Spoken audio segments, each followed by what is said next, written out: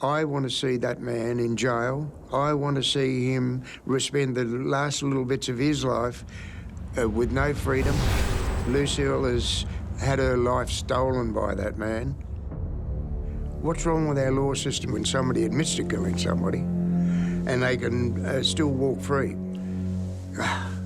Disgusting. The story we're about to tell could be one of the greatest miscarriages of justice in Australian criminal history. What, is this some kind of conspiracy? Did one man get away with murder?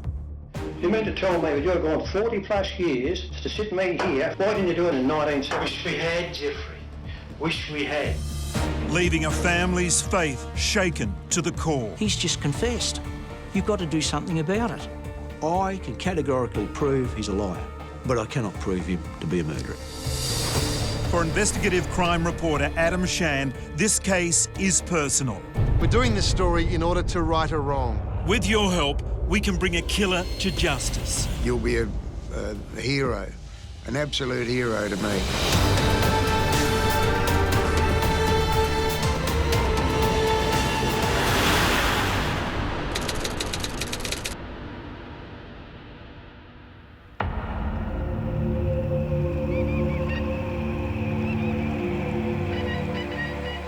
I came across the story of poor Lucille Butterworth about 2 years ago.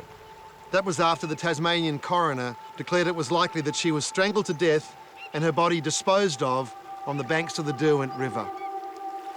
If the coroner's to be believed, and there's no reason why we shouldn't believe him, her killer has gotten away scot-free. We're doing this story in order to right a wrong, to finally bring her killer to justice. I've lived and breathed this story for a very long time, and it's time to share it with you.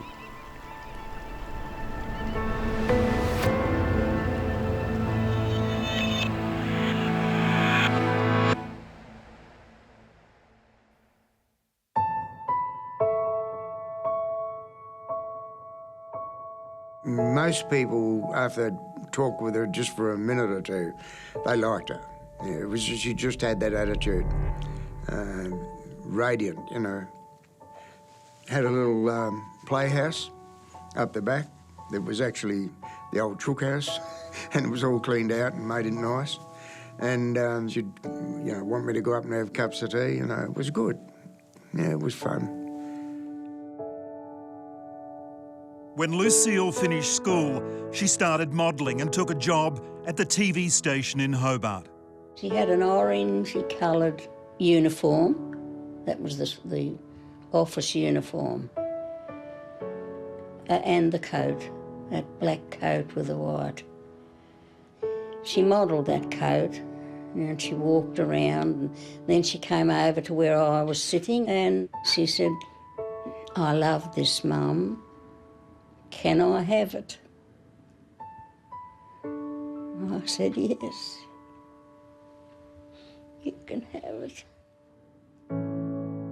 Lucille fell in love with a young man by the name of John Fitzgerald. He lived in the town of New Norfolk, a half-hour's drive northwest of Hobart. She used to go out there and stay with him often. On the day she went missing, Lucille was making the journey to stay overnight with John after attending a Miss Tasmania fundraiser.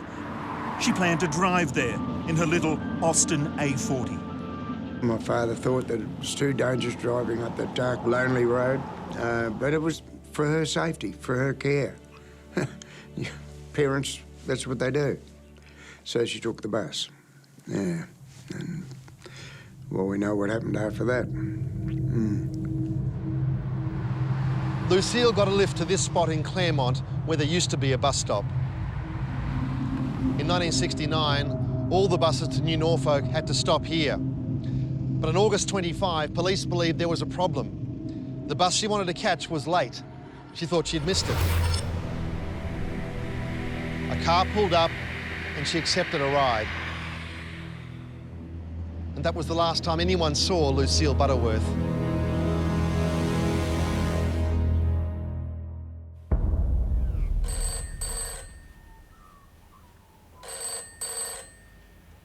I was the one that took the phone call on the Tuesday morning from John Fitz. I was probably ready to go to school. Not probably, I know I was. I was in my school uniform because I used to walk to school.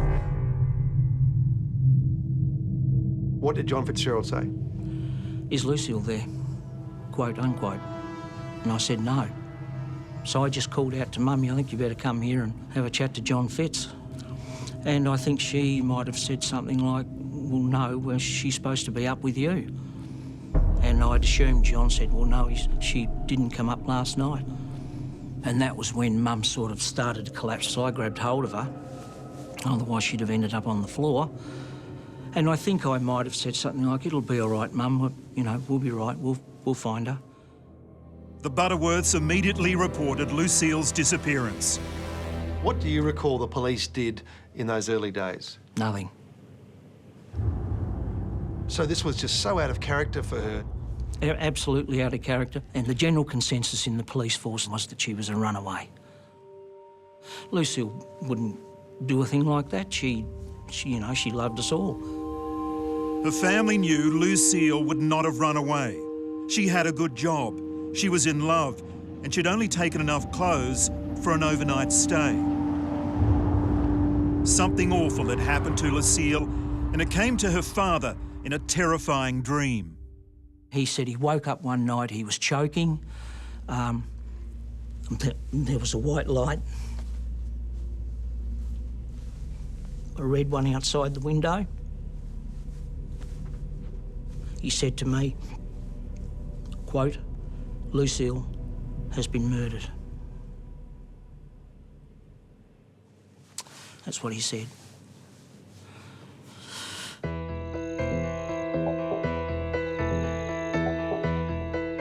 Crucial investigating time had been lost, but the message finally got out. This is where the trail of Lucille's known movements ends. What happened from here on, no one knows. Oh, I'm nearly out of my mind. I feel as though I've had a limb torn away from me. It's a terrible feeling.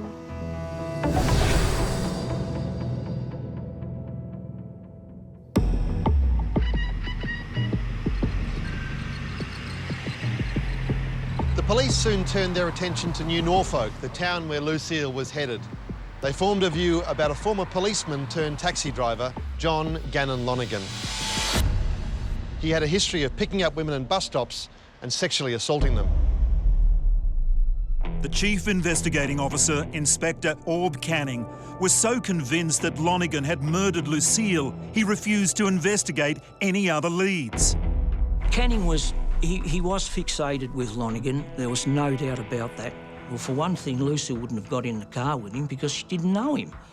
Why didn't Inspector Canning have enough understanding of Lucille to realise that they needed to find other suspects?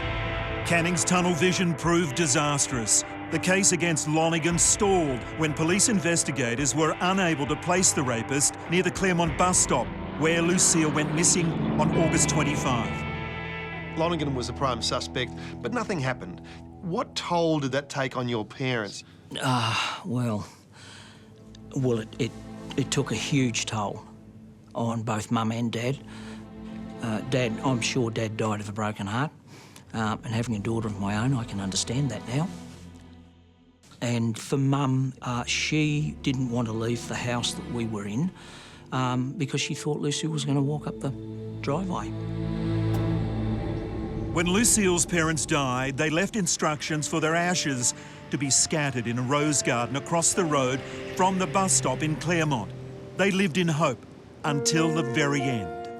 Someone may talk and we'll have something to put it to rest. A little bit of peace of mind, instead of the wondering. For 41 years, nothing had been achieved by the police. Then Detective Inspector David Plumpton arrived at the Glenorchy CIB. In the 60s or 70s, most everybody was aware of Lucille Butterworth, the missing person. Why did you take it on? Yeah, I don't know. Because you could. That's the difference. People say things because it mattered. I don't know, does that make sense? because it mattered. But what made it really matter was when I meet Jimmy Butterworth and John Butterworth. Oh, the face of someone who's suffering from that immense personal loss, and you've got control over something that can help them or maybe lessen the pain. So it becomes a bit of a focus for me at Glenorchy CIB. So having a look at the file in 2010, Yep. what conclusion could you draw from the file? That Lonergan was the #1 person of interest and more than likely the offender. But there was another name in the file. Yep. Just to mention, what was that name? Geoffrey Charles Hunt. Next, police finally make a breakthrough. We put him into the police vehicle and he was quite calm and without hesitation he confessed.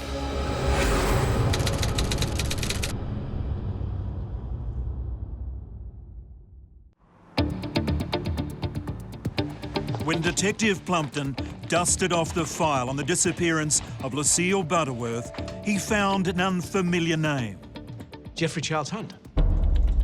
Geoffrey Charles Hunt had murdered a lady by the name of Susan Knight, car saleswoman, in 1976. Miss Knight's body was found yesterday afternoon by police acting on public information. It was found buried underneath a pile of heavy logs, some light timber and some rocks. He had, using a false name, arranged for her to bring a car, a Volkswagen, to Dromedary where they meet. He takes her into the bush and rapes and batters her to death and just leaves her there. He's caught, interviewed, admits it all. The man arrived at the spot where Miss Knight's body was found about 30 metres away. He walked into the thick bush with 2 detectives and 2 police photographers. July 7, 1976. The murder of a young car saleswoman, Susan Knight. Can you remember the circumstances of that call-out? Yes, I can, yeah. It was horrific, really. She had horrendous injuries and she was naked and she had a nasty wound to the head, obviously bashed to death with a stone. After the body was discovered up at Mount Dromedary, a person that knew Hunt had seen his vehicle being driven in the general area of where the used car was found abandoned.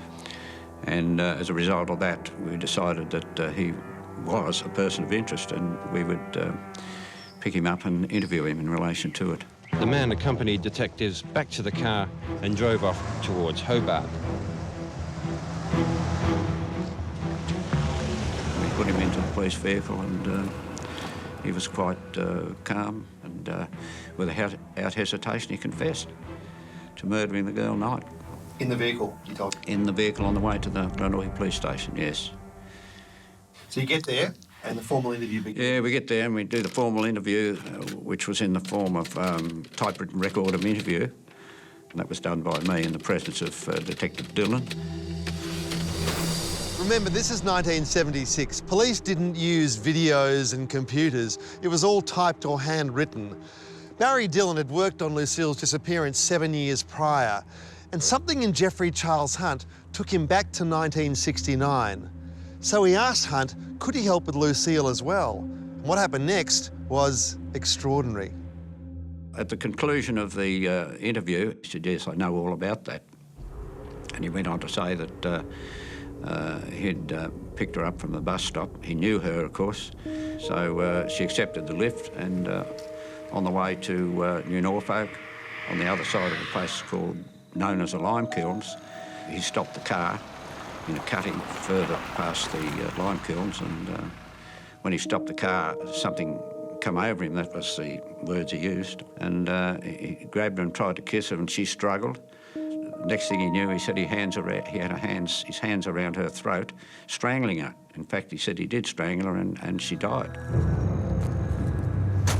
He said, and then he got out of the car and put her in a fireman's lift, carried her out there some distance towards the Derwent River and dumped the body there. This is without us questioning him. He just freely said this straight off. Did he explain to you why he was telling you this? No, he didn't. I think when it was put to him, it seemed to me that he was just so relieved to get it off his chest. That's the impression that I got. O'Gary and Dillon had Hunt confessing to the murder of Lucille Butterworth. They were related, and so they should have been. They still needed their boss to sign off on the confession. So who did they call? Detective Inspector Orb Canning, who'd been in charge of the original investigation back in 1969. Canning, who'd been fixated on John Gannon Lonergan and refused to let go even when he couldn't charge Lonergan. And now he was still fixated on Lonergan when he had Hunt's confession. This was about to set in train one of the great failures of justice in Australian criminal history. Detective Inspector Canning, he went into the interview room and he was in there quite some time, I'm not sure how long, and I said, well, what is going on? You know, why is he in there so long? And shortly after he came out and he said, you've got it all wrong. He's not talking about Butterworth, because I told him that, you know, he'd confessed, and he said, you've got it all wrong, that's not what he's saying now. And with that, Detective Dillon said, I'll go back in. He went back in to see him, and Dillon came back out and he said, well, he's still saying the same as he told us. So Canning went back in again to do another interview. And this was completely against proper practices. And he came out to me and he said he's unable to assist. And when I had to fill the interrogation register out and detail what he said, and I put that down because he said he didn't want any complications. So the confession was never recorded and would have gone unnoticed to this day if it weren't for Detective Plumpton, who met with O'Gary and Dillon in 2010. And that is when they say to me, Hunt confessed. What? Oh. So Hunt's confessed, but he hasn't confessed. The only contemporaneous note of that occasion is that Registrar of Persons interview signed by Hunt, saying, been spoken to in relation to Lucille Butterworth, but is unable to assist. No confession. Where is there a confession here? Would it be fair to say over the years, this confession assumed the proportions of an open secret within Tasmania Police, that a lot of people knew about it? Absolutely, absolutely. Word travels fast in the police, you know, on the grapevine or whatever. It travels very fast. And there was a lot of people, the detectives, a lot of people would know about the confession. One of the most remarkable aspects about Hunt's confession that night was that there were 5 more detectives outside the interrogation room when it was made. When O'Gary and Dillon came out and told Canning about the confession, they all heard it. Yet for nearly 40 years, no one said a single word. There were 5 of them. Why didn't they all go in there and say, oh, hang on, Orb, you know, you can't go doing this. He's just confessed. You've got to do something about it. God, what is this, some kind of conspiracy? My mother and father died because of the stupidity of the police. Next, Plumpton rebuilds the case against Hunt, brick by brick. We've got Hunt driving a family car that a witness describes as being present and stopping at the bus stop.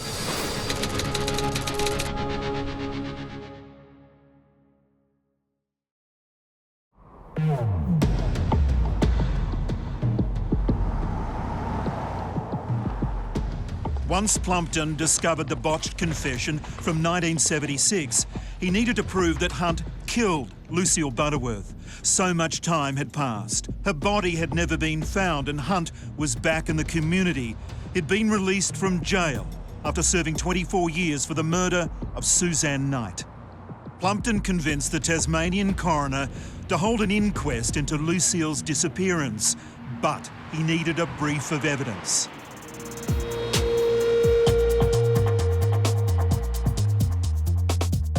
I'm in Station Street, New Norfolk. This was one of the key locations of David Plumpton's investigation because it was here that Lucille was headed to the night she disappeared. Her boyfriend, John Fitzgerald, lived here on top of the general store. It's a residence now, but back in 1969, it was a store that John ran with his father. But who else lived in this street just down the road? That would be Bill and Mavis Hunt and their 6 kids. What set the family apart was that 5 of the 6 children, including Geoffrey, were albinos. In a small country town, They really stood out. Maybe you fellas are ready. Right. How tough do you think it might have been for those Hunt children growing up in a place like New Norfolk? I think Jenny probably copped the worst of it, being female. The most of the others are pretty well accepted. What about Geoffrey? Always strange. Even if you just pass him in the street. You'd feel uncomfortable initially, and then if you got close to him, the hair on the back of your neck would go up. You just didn't feel safe around him. At that time, Geoffrey Hunt was working in the Fitzgerald store. He would be stocking shelves or working at the back. You'd see him driving the delivery van between the two stores. And yet later he denied completely working there. No, he's definitely there. Hunt would also deny that he knew Lucille. Didn't know her. Lived nearly opposite. Perved on her over the fence. She was sunbreaking on the Fitzgerald's lawn. And she got up and went inside and told John, oh, Whitey's been looking at me. And John said, oh, don't call him Whitey, he doesn't like that, you know. So, It mattered to police that Geoffrey Hunt knew Lucille. It gave her a reason to accept a lift from him at the bus stop in Claremont, albeit reluctantly. Police had another very good reason to investigate Hunt back in 1969. It was well known in New Norfolk that as a 16-year-old, Geoffrey Hunt had been accused of molesting a girl at the train station. Correct. You know, you heard your parents talk or relatives talking about it, and as far as I understood, it was true. But why wasn't he taken off to boys' home or anything like that? I think he had, or his father had friends who protected him, or protected the family.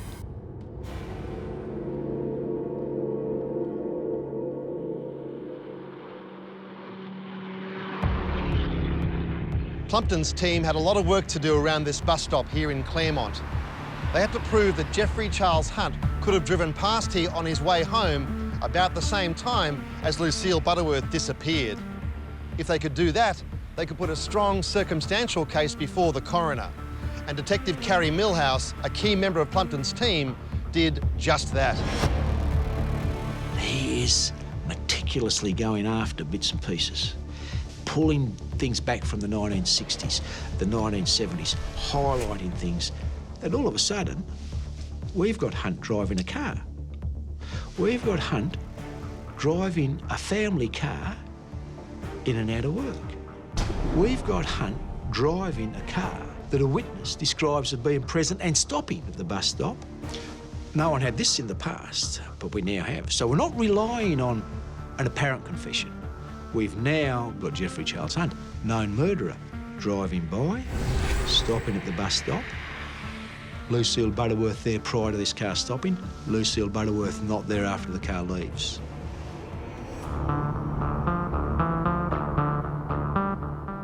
With this new information, Plumpton and his team believed they had all the evidence they needed. So in 2014, they made their move. So we arrested him on suspicion of murder, brought him into the Devonport police station, where we conducted a lengthy interview and put everything to him. Next, we've obtained exclusive access to the police interview with Geoffrey Charles Hunt. I've never met her, I've never seen her, and I don't know.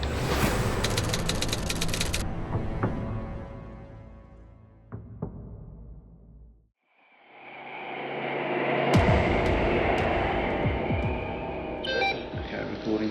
All right, the time now is 10:18 a.m. 45 years after Lucille Butterworth vanished, detectives Plumpton and Millhouse sat down to formally interview their chief suspect. Mr. Hunt, could you please give us your full name, age and date of birth? Geoffrey Charles Hunt, born on... What you see in this police interview is a torturous process unfolding. It's a marathon, goes for more than 4 hours. Depending on the question, Hunt will either answer truthfully, lie, be evasive, or go off on long, rambling monologues. Plumpton and Millhouse set out to establish a pattern of lies. And a good place to start is the Fitzgerald's shop and residence in Station Street, New Norfolk. Now, John Fitzgerald, you know John Fitzgerald? I do know of him, but you never saw him much. People have told me, Jeff, that you actually worked at the Fitzgerald store. I'm afraid you're wrong. Well, I'm not wrong, they're wrong. Lucille Butterworth? You know who she is? Only what you read in the media over the years. What, are you saying you didn't know her? I know, I didn't know her. Do you recall looking over the Fitzgerald's back fence on a beautiful sunny day? Lucille was there sunbathing? Never done it before. Enough about what you're talking about. Well, she passed that information on to Joan Butterworth, her sister-in-law. Did she? Well, she said that man that I call Whitey, yeah. He was looking at me over the fence. It made her go inside. I do not know the lady, never set eyes on the lady. Oh, she knew you well enough to get into the car with you. I'm afraid that you're wrong, she never got it. When this lady disappeared, where'd she go missing from? Claremont? Just here, Claremont. This is the area here, the Claremont bus stop that you drove home past every night. I didn't drive home in that area. I was to catch the bus until 71. That's when I bought my first car. Hunt's story was that he was on the bus that day in August 1969. He said he didn't get his driver's licence until December of that year, but the police knew that was a lie. Where did you get your driver's licence? At Norfolk. And who took you for your licence?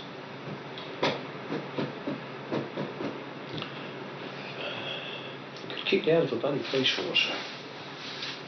John Woodhouse? Yeah, that was him. Right, and for your information, Jeff, he left the police department in 1967. Did he? No, I got my licence, all those other motors in 66, but I wasn't old enough for a licence in 67. No, his name was John. I'm pretty sure it was later than that he left. You've confirmed it was Woodhouse. You've already said that he was the man that... I know, hang on, I know his name, as I said, I knew his name was John. It might have been Johnny Young. He was the bloke killed in the chainsaw accident. Keep your balance there, Jeff, because you're pedaling backwards very quickly. I just can't remember. I know his first name was John. Hunt's rightly sensed here that the cops have boxed him in. It didn't take him long to change his story about when he got his driver's licence. Right, that was April 12, 1969. So you were driving by that time, agreed? Mm-hmm. Not December 69 as alleged. Well, I just said twice. I want to change that to 68. December 68. Yeah. All right, I'll show you a picture now. Do you recognise that? A vehicle like that? Yeah. What's that vehicle? That's a 61 FB Holden. Okay. Do you recognise the colouring on it? Is that a blue roof or white roof? That's a white roof. No, the one I had was two-tone blue. Light blue and just a dark blue fins. Now, the car that Millhouse has shown Hunt is very similar to the family car that Geoffrey's father bought back in the 60s. Hunt Sr. didn't drive, so Geoffrey was the only one who drove this car. The witness across the road from the bus stop in Claremont reported that the car he saw that stopped and picked up Lucille was a beaten-up old Holden just like this one. What the police had to prove now was that Geoffrey was driving that car on 25th of August 1969. Oh, this is a continuation of an interview with Geoffrey Charles Hunt at the Devonport Police Station. Where we finished off, Jeff, we were talking about the FB. August 25, 1969, you drove past the Claremont bus stop. No, I never. 3 days after Lucille went missing, or 2 days after there was publicity in the paper, missing girl, Lucille Butterworth, have you seen her, blah, blah, blah. Malcolm Bond said to you, Jeff, you drive past that way. Did you see her? And you said, no, didn't see her. Jeff, Malcolm remembers it clearly. You've got a good memory. Why can't he have a good memory? You people seem to have a bit of confusion here. We've got people who will put you there, your vehicle there. All we want from you is the honesty about that. Look, I'm being honest with you, Inspector. I know nothing about this lady that disappeared, how many years ago, whoever it was. I've never met her, I've never seen her, and I don't know her. Malcolm Bond says, I saw him driving the FB at times. I'm pretty sure he parked it up near Melville Street where I did. Halfway through the interview, I think he realised that you weren't putting evidence on the table that was going to convict him. Absolutely. There wasn't. His attitude changed. How did it change? He's far more confident. And he became assertive. Yeah. Did you pick up Lucille Butterworth? No. On the 25th of August 1969? No. Did you drive her to a part on the Hobart Road towards New Norfolk where you sexually assaulted and murdered her? Did you do that? No. We went there to obtain a confession from Mr. Hunt. We didn't obtain that confession. Now, you've got bloody evidence to say that I'm involved with the disappearance of this lady. You present it now, and let's get over it. Come on. Because you're not going to admit it, are you? I'm admitting nothing, I told you. If we'd have been good enough, we'd have got a confession. At the end of the day, let's be clear. Oh, I can't put up all these excuses. There is no excuse. You mean to tell me that you've gone 40 plus years to sit me here for a couple of hours to ask me those bloody questions? Why didn't you do it in the past? When I was at prison for 26 years. You never come anywhere near me between when the lady first disappeared until I was sentenced into the prison in 1970. Wish we had, Geoffrey. Wish we had. Well, wish it had been done. That is not but that's not our fault. I can categorically prove he's a liar, but I cannot prove him to be a murderer. The time now is 12 minutes past 3. Really? And we'll conclude the interview. We dropped him back at home and we came back to Hobart. We still haven't found Lucille Butterworth and he hasn't been charged with murder. Next. There are new hopes of a breakthrough in one of Tasmania's oldest suspected murder cases. Police are set to find the remains of Lucille Butterworth.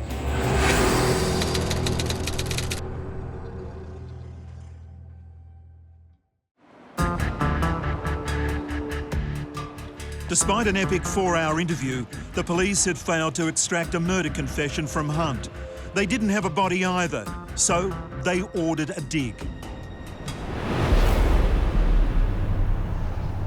There are new hopes of a breakthrough in one of Tasmania's oldest suspected murder cases. Police are set to start digging up an area north of Hobart in an attempt to find the remains of Lucille Butterworth. So, David, why did you come and dig here? At this location you're about at now, that road is not where the road is of the day. The lay-by has changed, but we determined this is the location that Hunt strangled Lucille, took her body from a car parked here, out into the bush and dumped her body. So we dug it up, obviously. We had here forensic experts who are internationally and nationally recognised for their skills in this type of thing. We had assistants of the University of Tasmania in putting probes in, looking for something metallic, teeth or the remains of somebody. And when they first start finding bones in this area, you think, yeah. And we found a lot of bones, animal bones. Having said all of that, though, we obviously didn't find anything to indicate that Hunt was telling the truth or that Lucille was, in actual fact, here. In your heart of hearts, though, did you think you were going to find something here? Yeah, absolutely. It was a big disappointment.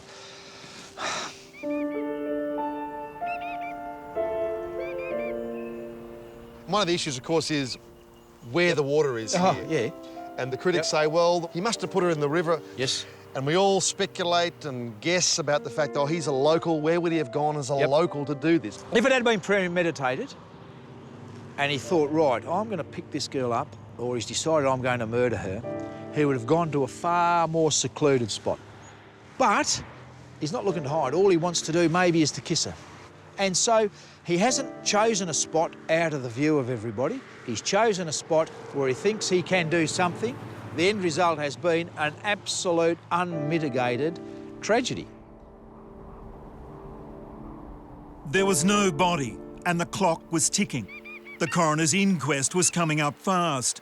But then Inspector Plumpton received a phone call from an inmate who served time with Hunt in Risdon Prison. So I speak to him. What? Hunt's confessed to him. Shortly thereafter, 2 other prisoners come forward and say Hunt confessed. The interesting thing is, these 3 prisoners didn't know one another and they were in jail with Hunt at the time. One of those inmates, Philip Roger Harris, spoke to Adam for his podcast about an encounter with Hunt in prison. There was a bloke that you knew as Hunt. Do you remember when you first saw him? Yes, albino, white hair with pink eyes and rolling around his head all the bloody time. I said to him, what are you in for? I already knew. And he said, murder. And he got talking about murder and this and that. And the next day, he told me about Lucille Butterworth that he murdered before. And I said, when do you come up on that? And he said, well, I don't. They haven't found the body yet. Yeah. he told me that he knew her and blah, blah, blah, and known her for a while. And he said he picked her up and we was going back home to New Norfolk, and she got panicky and wanted to get out of the car. So we stopped the car and he reached over and strangled her. And then he pulled her out of the car and he was bloody. He said there was mud, God's truth. He said I couldn't drag her any further. He said the mud was over me bloody boots. He said, so I just left her there. And I thought to myself, well, it must be near the river somewhere. That's what I thought.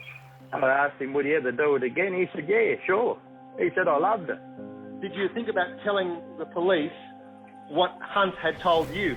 No, because I just thought he was bloody like me, you know, just big noting himself like everyone does in jail. You only believe half the bullshit they tell you. He's a very clever man, don't get me wrong. I tell you what, he's got an astronomical brain, that man, but he's psycho.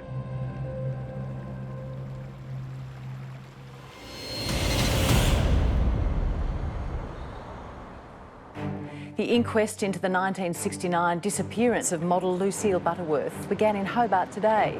I'm full of confidence because Mr. Hunt is not only going to have to give evidence, but he's going to have to answer the questions. Very rarely does that happen. Geoffrey Charles Hunt has made his first appearance at the Lucille Butterworth inquest. Isn't it time that you told them what happened? You're sitting in the court there. Yep. And you see Hunt in the witness box. Can you describe your feelings? I'd have shot him. Sorry, I probably shouldn't say that. I'm not a violent person, but yeah, it was pretty hard. And how did you regard the evidence he was giving? Okay. Do you want it politically correct? No, I'd rather the truth. The truth? It was lies. He lied. He could describe in intimate detail the number 5 cylinder on the FB Holden that didn't work. But as soon as Simon Nicholson said, but you knew Lucille, have a look at that photo there, you knew Lucille. No, I did not know that lady. That's just about a quote of his words. And during the course of that inquest, we had to listen to witnesses who were autonomous to one another, but were in prison at one stage with Hunt. And one of them had said, this is Hunt saying, you know, pick up a Sheila at the bus stop, and then to dispose of the body, you cut them open and put a brick in it, and they sink in the water. So we had to sit there and listen to that. It was too much for Miss Butterworth's fiancé, John Fitzgerald, who was wheeled out of the courtroom sobbing. I just hope in the next couple of days something comes up out of this. We deserve to know what happened to Lucille.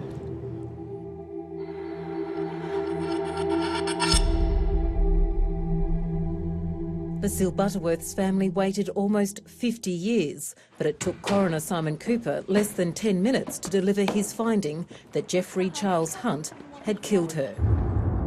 The coroner accepted Hunt's confession of 1976 almost word for word. That being, he picked her up at the bus stop, stopped the car on the way to New Norfolk, strangled her, and then disposed of her body on the banks of the river somewhere near here. It was a stunning finding of guilt. But that didn't mean he'd be charged and sent for trial automatically. That decision rested with Tasmania's Director of Public Prosecutions. It would be an anxious wait for John and Jim Butterworth.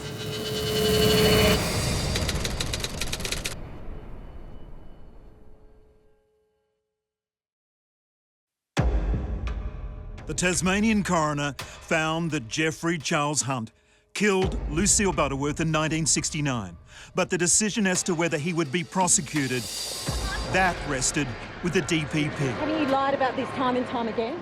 Did you kill her? At that point, were you confident there would be a prosecution? Yes, absolutely. And then the Director of Public Prosecutions calls you in for a meeting. Yes. What did he say to you? When he first walked in the room, I think he was a little nervous, because I think he knew what he was The news that he was going to tell us was not the news that we wanted. There were tears this morning as Tasmania's Director of Public Prosecutions broke the news to Lucille Butterworth's family that Hunt would not be criminally charged over her suspected murder. How do we feel? Devastated.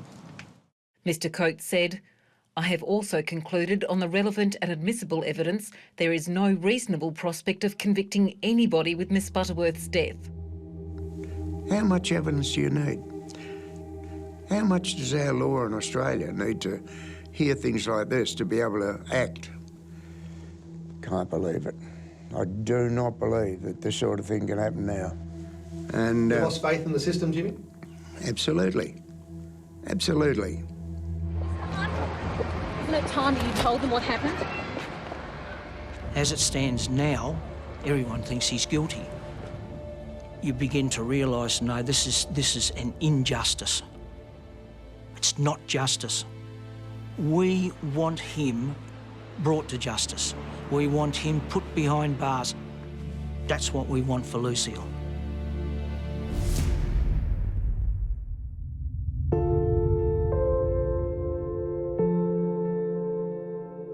You've done hundreds, probably thousands of interviews with suspects over the years. Do you have any doubt in your mind that he's the killer? Absolutely none at all. You walk past the bus stop most mornings with your little dog? Yeah, every morning I go that way, yeah. It does come back every now and again, you know, and I discuss it with Dylan and we say, what if? And he always says if it hadn't been for that canning, he said we'd have cleaned this up and put the girl to rest, you know, and the family would have had some closure. At the moment, there are two memorials that Jimmy's put up, one at Claremont near the bus stop and one out where her remains, we believe, were disposed of.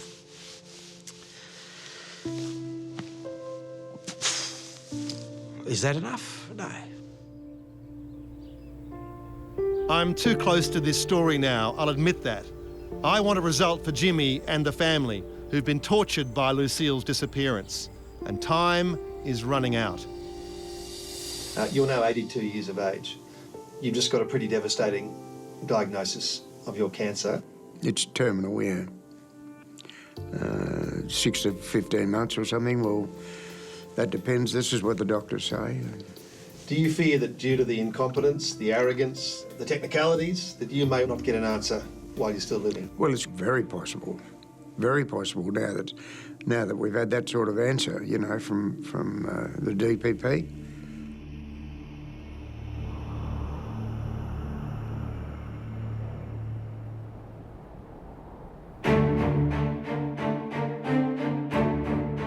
Lucille Butterworth is dead, and her alleged killer, Geoffrey Charles Hunt, still lives in the small town in northwest Tasmania.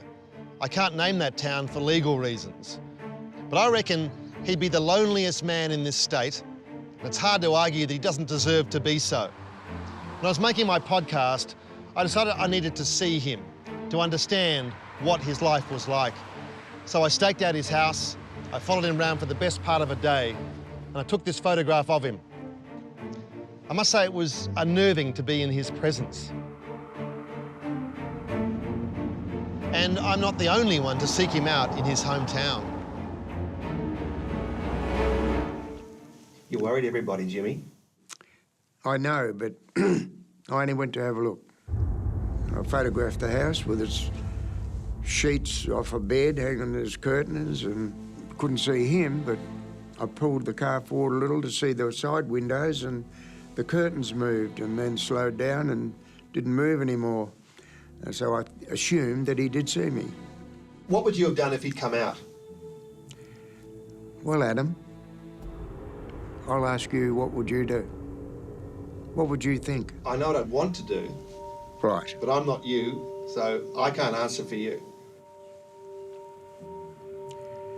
Well, the better part of that was I drove away.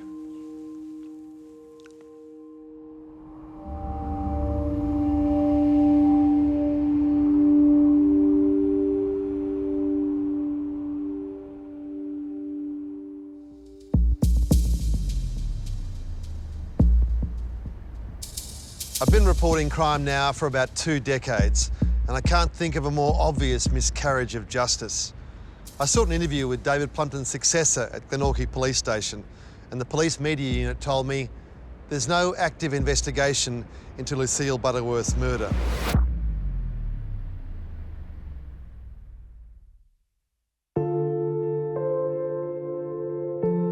If anybody in New Norfolk has anything that they've seen, heard, or anything that's coming from hearsay, please come forward, tell what you know.